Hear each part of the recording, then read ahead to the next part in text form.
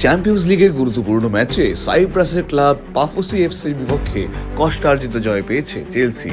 গতকাল স্ট্যামফোর্ড ব্রিজে অনুষ্ঠিত এই ম্যাচে কাইসেডোর একমাত্র গোলে 1-0 ব্যবধানে জয় নিশ্চিত করে ব্লুজরা। ম্যাচের শুরু থেকেই বল দখলে আধিপত্য বিস্তার করে চেলসি।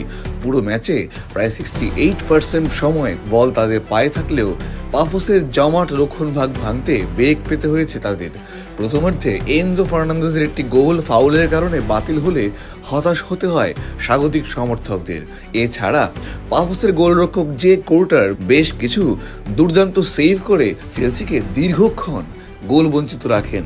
পাফোস মূলত রক্ষণাত্মক কৌশল খেললেও পাল্টা আক্রমণে একবার বল চেলসির পোস্টে লেগে ফিরে আসে, যা চেলসি শিবিরে কিছুটা ভীতি ছড়িয়েছিল।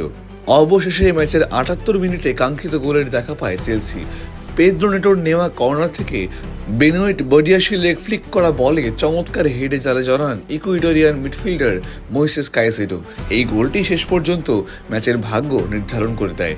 কাইসেডো গোল করার পাশাপাশি পুরো ম্যাচে অসাধারণ ফুটবল উপহার দিয়ে ম্যাচ সেরার দাবিদার হয়ে ওঠেন। এই জয়ের পর 7 ম্যাচে 13 পয়েন্ট নিয়ে টেবিলের 8 নম্বরে অবস্থান করছে চেলসি।